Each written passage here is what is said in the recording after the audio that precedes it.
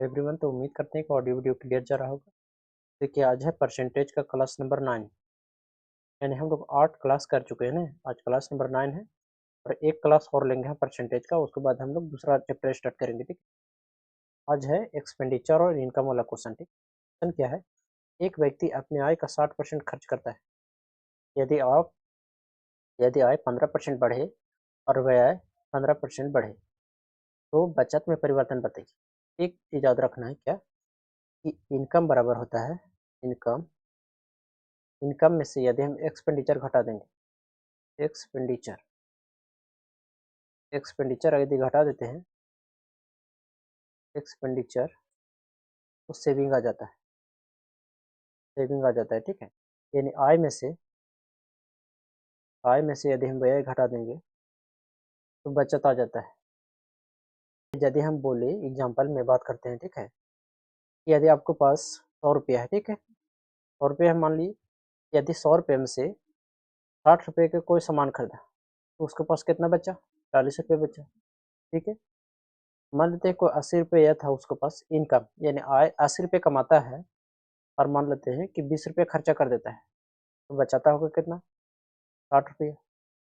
एक चीज़ याद रखना है क्या, इनकम में से यदि हम एक्सपेंडिचर घटा देंगे तो बचत आ जाएगा। क्लियर? इसी से सारा कॉन्सेप्ट क्लियर हो जाएगा। ठीक है, और आगे जहाँ आएगा वहाँ हम बता देंगे। ठीक, चलिए, पहला क्वेश्चन यही है कि एक व्यक्ति अपनी आय का 60% खर्च करता है। तो आपको आना चाहिए कि 60% को कितना लिखते हैं। 60% को कितना लिखते हैं? 3/5 फ्रैक्शन में तोड़ना आना चाहिए। ठीक है, इनकम में से एक्सपेंडिचर घटा देंगे तो क्या आ जाएगा? सेविंग। क्लियर सभी लोग? इनकम टोटल 5 है। इनकम कितना है? 5 है। 5 में से 3 खर्च कर देता है। कितना खर्च करता है? 3। तो कितना बचाता होगा? 2। आगे बोल रहा है कि यदि यदि आय में 15% की वृद्धि हो जाए। अब देखिए, ये रेशियो में है। 15% की वृद्धि हो जाए तो 5 का 15% निकालना थोड़ा कठिन होगा। आसान बनाने के लिए हम लोग क्या करते हैं? दो दो को जीरो लगा देते हैं सब। क्लियर? इसका 15% निकालना आसान हो जाएगा, क्योंकि परसेंट से 2 जीरो कट गया। 15×5 = 75, यानी 15% बढ़ गया। तो 15% बढ़ गया तो कितना हो गया? 575। समझ में आ रहा है सभी लोग का? देखिए, 500 था, 15% बढ़ गया, यानी 115 हो गया अपने आप को। अब बटा 100, जीरो जीरो जीरो कट गया और 5 से गुना करेंगे तो 5×5 = 5, 2×5 = 55, 55 और 2 = 57। तो कितना हो गया? 575। ठीक है, ये सब तो आप लोग को आता होगा क्योंकि हम लोग आज 9वीं क्लास में। अब आगे क्या बोला है? व्यय व्यय में 15% की वृद्धि हो जाए, यानी एक्सपेंडिचर में 15% की क्या हो जाए? बढ़ा हो जाए। तो पहले कितना था? 300। 300 में 15% बढ़ाएंगे तो 15 दिया 45, 2 जीरो कट गया। तो कितना आ गया? 345। अब घटाएंगे तो नया कितना आ गया? 5 में से 5 गया तो 0, और 7 में से 4 गया तो 3, 5 में से 3 गया तो 2, यानी कितना आ गया? 230। यानी पहले व्यक्ति 200 बचाता था, तो अब कितना बचाता है? 230। तो कितना एक्स्ट्रा बचाता है? 30 रुपये एक्स्ट्रा बचाता है। कितना में से? 200 में से, इंटू 100। 2 जीरो कट गया, 2 एकम 2 और 2×5 = 10, यानी 15%। ऑप्शन नंबर ए सही हो जाएगा, 15%। देखिए, यदि परसेंटेज पूछ रहा था तो ये चीज़ हमको निकालने की जरूरत नहीं थी। ठीक है, यहाँ देख रहे थे 75% है, यहाँ 75 बढ़ा है, यहाँ 45 बढ़ा है। 75 में से 45 घटा देते तो आ जाए तो 30। अब आते हैं हम लोग दूसरा क्वेश्चन। एक व्यक्ति आय का 75% खर्च करता है। 75% को फ्रैक्शन में हम कितना लिखेंगे? 25 या 75, 25 चौके 100, यानी 3/4। यानी इनकम में से एक्सपेंडिचर घटा देंगे तो क्या होगा? सेविंग। यानी कोई व्यक्ति का इनकम 4 है और 3 रुपये खर्च करता है, बचता कितना होगा? 1 रुपया। यदि आय में 20% की वृद्धि हो जाए, देखिए इसका 20% निकालना थोड़ा कठिन होगा। कठिन होने के लिए इसको हम 2 जीरो लगा देते हैं ताकि परसेंट आसानी से निकल जाए। सब में 2 को जीरो निकाल देते हैं। देखिए, 20% बढ़ा तो इसका 20% 80, यानी 20 चौके 80, कितना हो गया बढ़ के? 480। इधर आ जाइए, यहाँ देखिए कितना बढ़ा है? यहाँ बढ़ा, यानी कितना? 20%, यानी 80 बढ़ा है। आगे आ जाइए, यहाँ 300। व्यय में 10% बढ़ा है, इसका 10% 30 हो जाएगा, तो बढ़ के कितना हो गया? 330। यहाँ कितना बढ़ा? 30 बढ़ा ना, 30 बढ़ा। तो यहाँ 80 बढ़ा, यहाँ 30 बढ़ा। 80 में से 30 घटाएंगे तो 50, यानी ओवरऑल 50 बढ़ा। या तो आप ऐसे नहीं कर सकते तो फाइनल आप इसको घटा सकते हैं। ठीक है, जैसे इसको घटाएंगे तो 0, 8 में से 5 3 गया तो 5, और यहाँ 3 बचा ना, कितना है कि 1 यानी 150, यानी 100 से 150 हो गया। कितना की वृद्धि हुआ? 50 का। कितना से? 100 से। और 100 में कोई चीज़ वही होता है, यानी 50%। परसेंट से परसेंट कट गया तो कितना गया? 50%। ऑप्शन नंबर डी सही हो जाएगा। उम्मीद करते हैं कि सभी लोग को समझ में आ रहा होगा। फिर भी किसी को दिक्कत होता है तो आप पीछे का क्लास देख कर आइए, ठीक है, कहीं दिक्कत नहीं होगा। एक व्यक्ति 13,500 में से 9,000 रुपये खर्च करता है, और यदि आय में 13% की वृद्धि, व्यय में 9% की वृद्धि, तो हमको बचत में बताना है। अब देखिए ये रियल मान दे रखा है, और हम लोग जो पीछे मान रहे थे, देखिए ये हकीकत में 400 नहीं कमाता था, हकीकत में 300 नहीं खर्चा करता था, ठीक है, ये यूनिट था, ठीक है, इसको भी हम यूनिट मान सकते हैं, ठीक है, यानी इसको हम रेशियो ले सकते हैं, रेशियो में, ठीक है। तो मान लेते हैं कितना है? 13,500, और कितना है? 9,000 को रेशियो में लीजिए, ठीक है, क्योंकि है को प्रतिशत बोला है। 2 जीरो से 2 जीरो कट गया, 15 9 135, अब 15 छक्के 90, और काटेंगे तो 3 3 9, और 3 दूने कितना आ गया? 6, यानी 2 रुपये, 3 रुपये कमाता है, 2 रुपये खर्च करता है, ठीक है। तो हम डायरेक्ट लिखेंगे इनकम में से एक्सपेंडिचर घटाएंगे तो सेविंग आएगी। यानी कि कोई बंदा है 3 रुपये कमाता था और 2 रुपये खर्च कर देता था, कितना बचाता होगा? 1 रुपये। अब बोला है कि यदि इनकम में 13% की वृद्धि हो जाए। अब देखिए इसका 13% निकालना कठिन हो जाएगा, इसको लिए हम लोग क्या करेंगे? 2 जीरो लगा देंगे ताकि प्रतिशत निकालने में आसानी हो जाए, ठीक है। अब देखिए इसका 13%, यानी 13 3 39, कितना हो गया? 339। अब व्यय में 9% की वृद्धि, 18 हो गया तो 218। अब बताइए सेविंग में कितना की वृद्धि हो गया? घटा देंगे, 9 में से 8 गए तो 1, और 3 में से 1 गया 2, और 3 में से 2 गए तो 1, यानी 121। यानी कि पहले 100 था, पहले कितना था? 100 था, तो कितना बढ़ गया? 21। और 100 पर कोई चीज़ बढ़ता है वही उसका परसेंट हो जाता है, यानी टोटल 21%। देखिए बढ़ते हैं नेक्स्ट क्वेश्चन, ठीक है, कि चीनी का मूल्य 16 से 2/3% बढ़ता है और खपत 20% घटता है, तो कुल खर्च में परिवर्तन बताइए, ठीक है। तो देखिए एक बात याद रखिए, क्या अभी हमने क्या पढ़ा कि इनकम इनकम में से यदि एक्सपेंडिचर को घटा देंगे तो सेविंग आता है। उसी तरह यदि प्राइस में कंजप्शन के गुना कर देंगे तो एक्सपेंडिचर आएगा, ठीक है, एक्सपेंडिचर या रेवेन्यू, ठीक है। ये कॉन्सेप्ट याद कर दीजिए, बहुत क्वेश्चन बन जाएगा, ठीक है। देखिए क्या था, चीनी का मूल्य में 16 सही 2/3% बढ़ा है, 16 सही 2/3%, इसको कितना लिखेंगे? 1/6, यानी प्राइस इंटू कंजप्शन बराबर क्या हो जाएगा? एक्सपेंडिचर। तो यदि प्राइस पहले 6 था, कितना था? प्राइस पहले 6 था ना, ये प्राइस पहले 6 था तो बढ़ के कितना हो गया? 7 हो गया, गुने कंजप्शन, कंजप्शन 20% घटती है, तो 20% को कितना लिखेंगे? 1/5, यानी कंजप्शन पहले 5 था तो घट के कितना आ गया?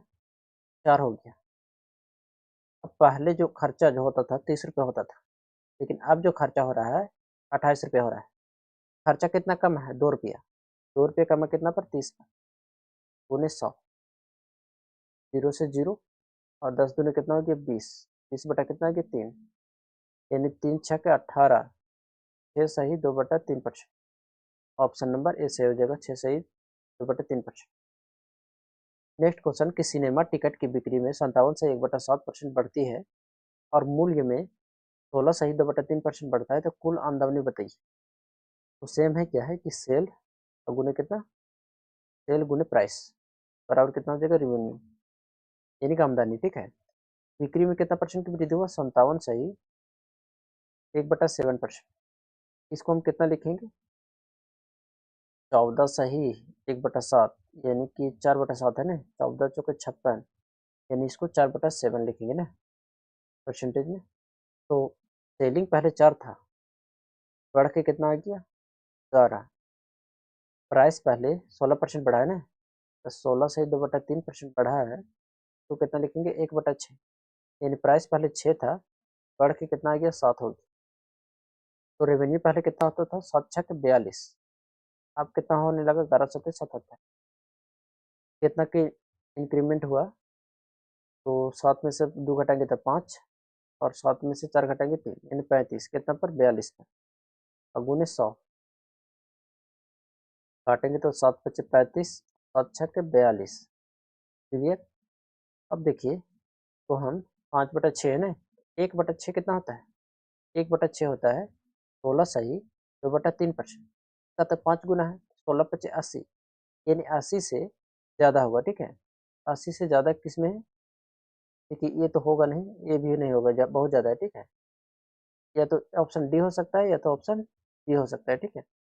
अब देखिए इसको निकालते हैं तो कितना हो गया, 16×5 = 80, 80 और 5 दूने कितना, 10 बटा कितना, 3, 3 3 यानी 83 होगा, ठीक है। Option number D. Next question हम लोग बात करते हैं। देखिए गलत सही वाला है, ठीक है। यदि कोई व्यक्ति किसी संख्या को 3/5 के स्थान पर 4/7 से गुना कर दिया, ठीक है, परिणाम परिवर्तन बताइए, ठीक है। एक तरीका है क्या कि 3/5 है बराबर 7/4 है, इसको आप ऐसे करके गुना कर दीजिए, ठीक है। यानी 4 × 12, पहले 12 था, यानी 12 आना चाहिए था, तो आ गया कितना, 35। क्लियर। यानी कितना का गलती किया है, तो 5 में से 2 घटाएंगे तो 3, और 2 में से 1 गया तो 3 में से 1 गया 2, यानी 23 का गलती किया है, कितना में से, 12 में से, इंटू कितना, 100। काटेंगे इसको तो इस तो समझिए कि 12 दूनी क्या हो जाएगा, 24, यानी इसको 24 समझिए 2, यानी कि 200% से कम आएगा, ठीक है। ज़्यादा कम नहीं, थोड़ा सा कम, तो 200% से यदि थोड़ा सा कम ले तो ऑप्शन नंबर डी सही हो जाएगा, ठीक है। एक तो तरीका ये हो गया, ठीक है।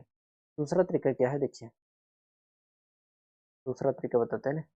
मान लेते हैं कोई संख्या n है, उसको 3/5 से गुना करना चाहिए था, जबकि गुना कर कितना दिया, उस संख्या जो n है उसको गुना कर दिया कितना, 7/4 से।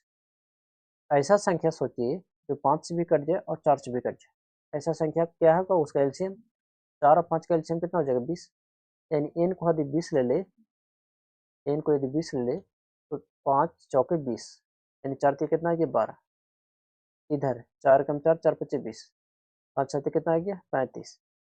यानी पहले 12 आना चाहिए था, तो गलती से गुना किया तो 35 आ गया। कितना की गलती हुआ, जब कितना का परिवर्तन हुआ, तो 12 से 35 हुआ तो 3 23 का कितना पर, 12 पर, इंटू 100। अब देखिए इसको हम एग्जैक्ट आंसर नहीं निकालें, ठीक है। यदि यहाँ मान लीजिए 24 रहता, हाँ 24 रहता, तो 12 दूनी 24 कट जाता, यानी कि कितना आ जाता है, 200%। अब 200% से थोड़ा सा छोटा है, 200% से थोड़ा सा छोटा कौन है, ये तो पूरा छोटा है, ये भी पूरा छोटा है, ये भी पूरा, ये ऑप्शन नंबर डी सही हो जाएगा, ठीक है। यानी अप्रोक्सीमेशन से हम लोग आंसर निकाले। अब बढ़ते हैं हम लोग नेक्स्ट क्वेश्चन। देखिए क्या है कि एक विद्यार्थी, मान लो संख्या n है, इसको 5/3 से गुना करना चाहिए था, तो गुना कर दिया इसको 3/5 से। n ऐसा संख्या मानना है जो 3 से भी कट जाए, 5 से भी, यानी इसका एलसीएम मतलब 15।